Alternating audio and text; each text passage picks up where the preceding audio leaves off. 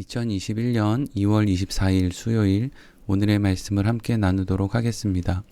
오늘 말씀의 제목은 불의한 재판장의 비유입니다. 본문 말씀은 누가복음 18장 1절부터 8절까지 말씀입니다. 읽겠습니다. 예수께서 그들에게 항상 기도하고 낙심하지 말아야 할 것을 비유로 말씀하여 이르시되 어떤 도시에 하나님을 두려워하지 않고 사람을 무시하는 한 재판장이 있는데 그 도시에 한 과부가 있어 자주 그에게 가서 내 원수에 대한 나의 원한을 풀어주소서 하되 그가 얼마 동안 듣지 아니하다가 후에 속으로 생각하되 내가 하나님을 두려워하지 않고 사람을 무시하나 이 과부가 나를 번거롭게 하니 내가 그 원한을 풀어주리라. 그렇지 않으면 늘 와서 나를 괴롭게 하리라 하였느니라. 주께서 또 이르시되 불의한 재판장이 말한 것을 들으라. 하물며 하나님께서 그 밤낮 부르짖는 택하신 자들의 원한을 풀어주지 아니하시겠느냐. 그들에게 오래 참으시겠느냐. 내가 너희에게 이르노니 속히 그 원한을 풀어주시리라. 그러나 인자가 올 때에 세상에서 믿음을 보겠느냐 하시니라. 아멘. 오늘 본문의 말씀은 우리가 흔히 불의한 재판관의 비유라고 부르는 말씀입니다. 이 본문의 말씀도 몇 시간에 걸쳐서 말씀의 의미에 대해서 함께 생각해 보도록 하겠습니다. 먼저 오늘은 이 본문의 말씀에 대해서 많은 사람들이 오해하고 있는 부분에 대해서 말씀을 나누고 내일부터는 이 본문의 말씀의 바른 의미에 대해서 함께 나누도록 하겠습니다.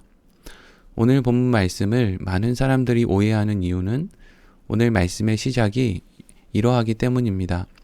1절 말씀을 읽겠습니다.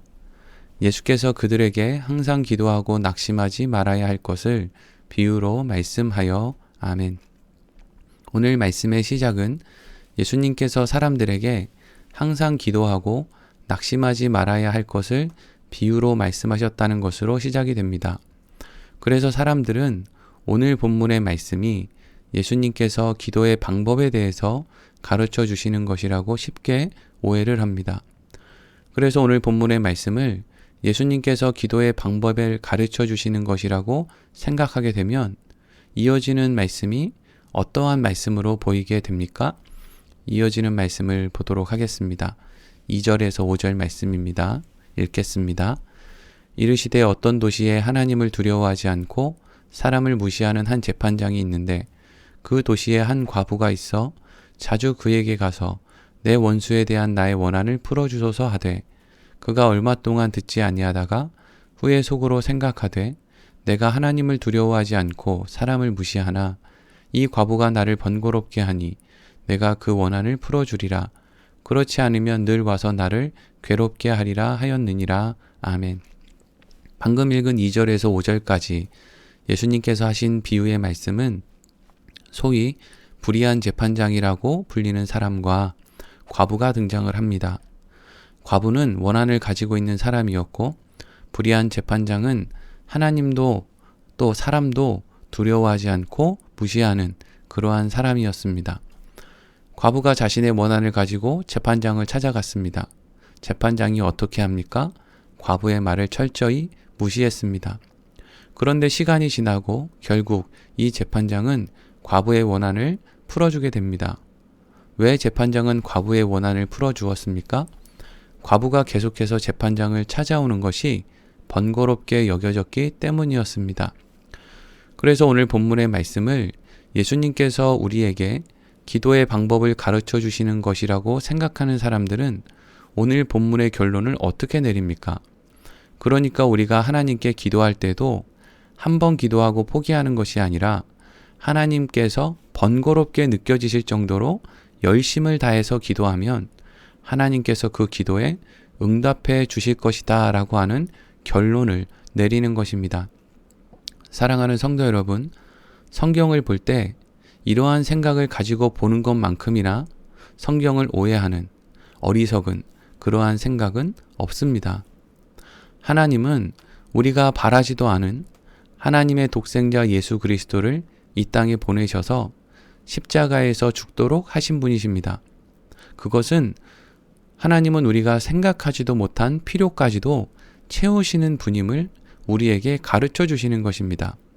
그런데 하나님에 대해서 하나님을 번거롭게 하면 기도를 들어주시고 하나님을 번거롭게 하지 않으면 기도를 들어주시지 않는다고 생각하는 것은 하나님을 몰라도 너무나 모르는 것입니다.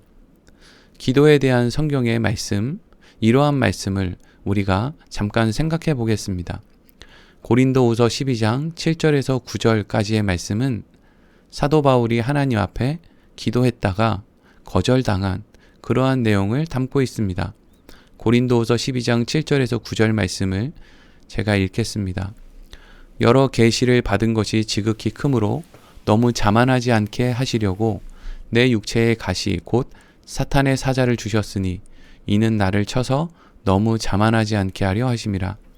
이것이 내게서 떠나가기를 위하여 내가 3번 주께 간구하였더니 나에게 이르시기를 내 은혜가 내게 족하도다. 이는 내 능력이 약한 데서 온전하여 짐이라 하신지라. 그러므로 도리어 크게 기뻐함으로 나의 여러 약한 것들에 대하여 자랑하리니 이는 그리스도의 능력이 내게 머물게 하려 함이라. 아멘. 사도 바울은 예수 그리스도께 부름을 받은 이후에 최선을 다해서 복음을 전하는 일에 힘을 쏟았습니다. 그런데 그러한 바울에게 병이 생겼습니다. 그 병이 어떤 사람은 그 병을 눈에 안질이 생겼다라고 생각하는 사람도 있고 어떤 사람들은 바울에게 간질이라고 하는 병이 생겼다라고 추측하는 사람들도 있습니다. 중요한 것은 바울이 최선을 다해서 복음을 전하는 삶을 살았음에도 불구하고 그를 너무나 고통스럽게 하는 질병이 그에게 생겼다는 것입니다. 그래서 바울은 그 질병을 놓고 하나님께 3번이나 간절하게 기도했습니다. 그런데 하나님께서는 바울의 기도를 들어주시지 않았습니다. 왜 하나님께서는 바울의 기도를 들어주시지 않았겠습니까? 바울이 하나님을 번거롭게 해드리지 않았기 때문이겠습니까? 아니면 바울이 하나님과 좋은 관계를 맺고 있지 않았기 때문이겠습니까? 바울은 3번이나 하나님께 간절히 구했으며 하나님께서는 바울에게 3층천을 보여주시고 바울을 통해서 죽은 사람도 살려주실 정도로 또 수많은 교회들과 수많은 성경을 기록할 수 있도록 하나님께서는 늘 바울과 함께 해주셨습니다. 그런데 왜 하나님께서는 바울의 기도를 들어주시지 않은 것입니까?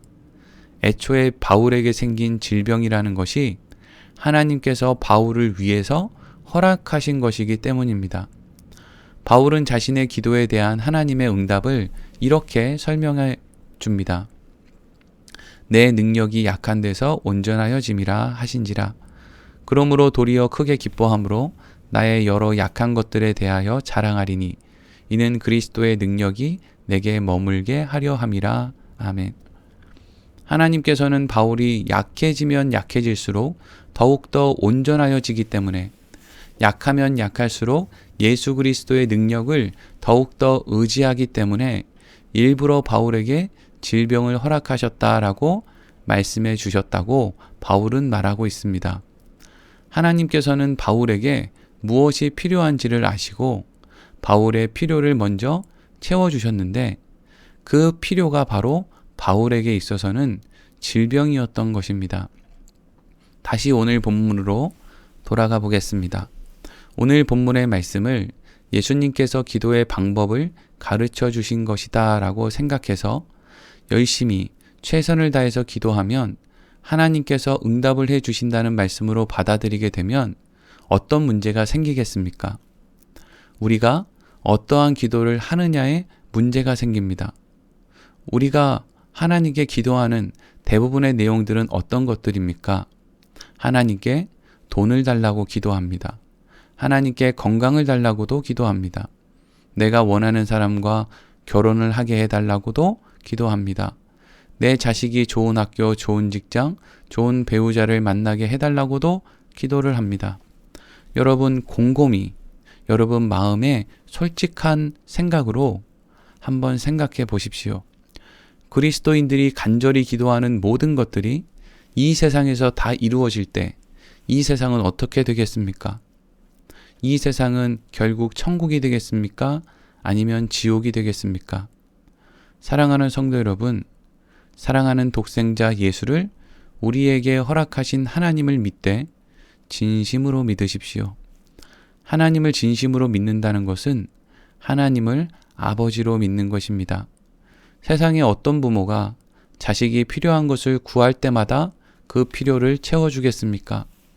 필요한 것을 먼저 알고 준비하고 있다가 적당한 때에 주지 않겠습니까? 그리고 자식이 원하는 것을 다 주는 것이 아니라 때를 따라 분별하여 주지 않겠습니까? 때를 쓰면 주고 때를 쓰지 않으면 주지 않는 것이 온전한 부모라고 할 수 있겠습니까? 많은 그리스도인들은 입술로는 하나님을 아버지라고 부르지만 실제로는 하나님을 마치 조상신으로, 돌 하루방으로, 천지신명으로 생각하는 사람들이 참으로 많습니다.